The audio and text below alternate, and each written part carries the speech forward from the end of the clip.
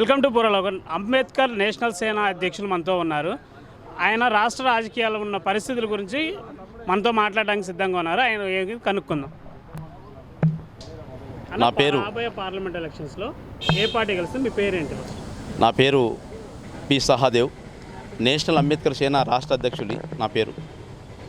అయితే ఇప్పుడున్న తెలంగాణ రాష్ట్రంలో ఏ విధంగా రాజకీయాలు ఉన్నాయనేది మీరు అడుగుతున్నారు కాబట్టి గత రాజకీయాలని ఇప్పుడు రాజకీయాలను చూసుకుంటే మొన్న జరిగిన ఎలక్షన్లో ప్రజలు కాంగ్రెస్ పార్టీకి పట్టం కట్టిరు. ఎందుకంటే పోయినసారి ఎలక్షన్లో చూసినాం మరి. కాబట్టి ఇప్పుడు ప్రజల పాలన ప్రజల వద్దకే జరుగుతుంది కాబట్టి ఇంకా ముందు ముందు మంచి చేస్తే ఖచ్చితంగా రేపు పార్లమెంటులో ఉడక కాంగ్రెస్ పార్టీకి అవకాశాలు ఉన్నాయి 100%.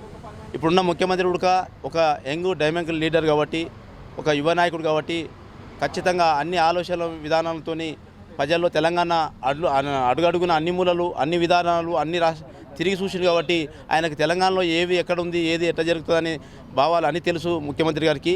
కాబట్టి ఆయన ఇంకా ఖచ్చితంగా రేపు పార్లమెంట్ ఎలక్షన్లో ఖచ్చితంగా కాంగ్రెస్ పార్టీ గెలుస్తుందని ఖచ్చితంగా నేను. ఈ మధ్య బండి సంజయ్ కుమార్ గారు వివాదమైన వ్యాఖ్యలు చేశారు, దాని గురించి ఏమంటారు? ఇప్పుడు బండి సంజయ్ గారు ఎందుకంటే ఆయనకు ఎలక్షన్లో మాత్రం వచ్చినప్పుడే బీజేపీ వాళ్ళకి ప్రజలు గుర్తొస్తారు. తర్వాత ప్రజలను గుర్తించుకునే ఆలోచన వాళ్ళకి లేదు.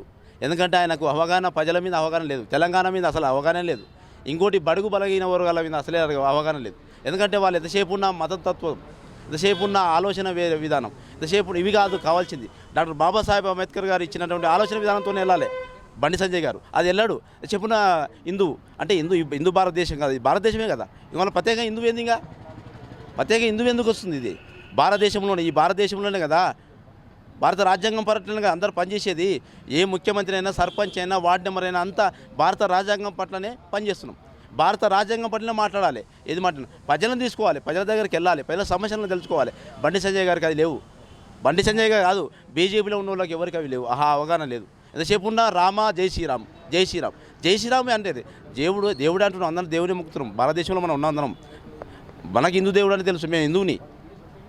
ఈ డాక్టర్ బాబాసాహెబ్ కూడా ఇదే దేశంలో పుట్టిండు, హిందూ దేశంలో పుట్టిండు.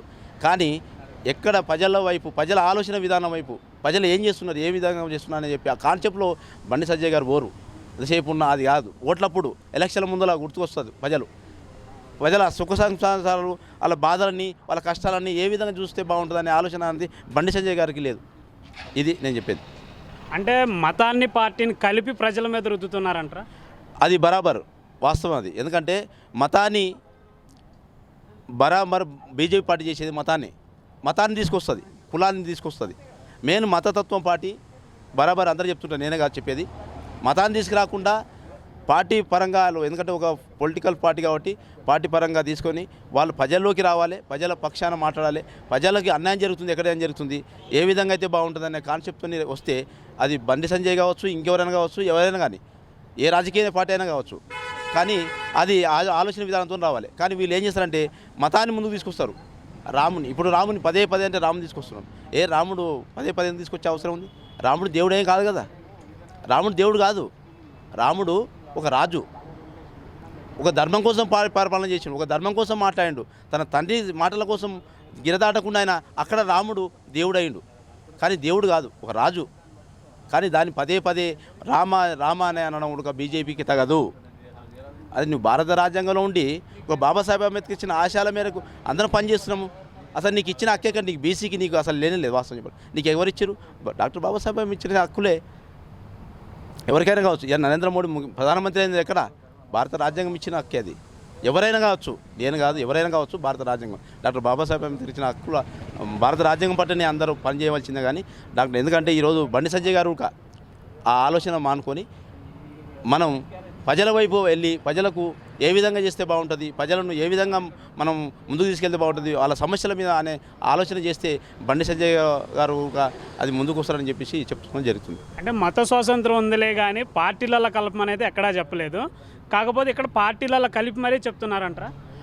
పార్టీల కలిపి చెప్పడం అనేది బీజేపీకే సహజం. అది ఇంకా ఏ పార్టీ ఇంతవరకు అయితే చెప్పలేదు. దాంతోపాటు కొద్ది అక్కడక్కడ ఇప్పుడున్న గత ముఖ్యమంత్రి గారు నిజం చెప్పాలంటే ఆయన కుల విభాదన అంటే కులాన్ని విడదీసాడు, కులం పరిపాలన చేసాడు. అసలు కులం అనే నిర్మూలన కావాలని చెప్పి డాక్టర్ బాబాసాహెబ్ అంబేద్కర్ చెప్పిండు, జ్యోతిరావు పూలే చెప్పిండు. వీళ్ళందరూ మేధావులు దేశానికి ఎంతో అందిస్తే ఇప్పుడున్న రాజకీయంలో ఖచ్చితంగా కులాన్ని తీసుకొస్తున్నారు, కులాలతోని పరిపాలన చేస్తున్నాడు. ఇది నేర్పింది మొట్టమొదటి మన తెలంగాణ రాష్ట్రం వచ్చినాక తీసుకొచ్చింది మొట్టమొదటి ముఖ్యమంత్రి కేసీఆర్ గారు అని చెప్పి చెప్తున్నా, గత ముఖ్యమంత్రి. అంటే ఇప్పుడున్న ప్రజల్లో కులభావన ఇంకా ఉందియా, లేదు కులభావం లేదు మేమంతా కలిసే అంటున్నాం అంటారా ప్రజలు? కుల భావన అనేది ఇప్పటికీ ఊళ్ళో ఉన్నది, కుల భావన ఉంది. కులాన్ని ఇంకా విమర్శిస్తూనే ఉన్నారు. ఎస్సీ అని దూరం పెట్టడం ఇవన్నీ అక్కడక్కడ కుల భావన తగ్గుతుంది. కానీ రాజకీయ నాయకులు దీన్ని మళ్ళీ కుల భావనగా తీసుకొస్తున్నారు.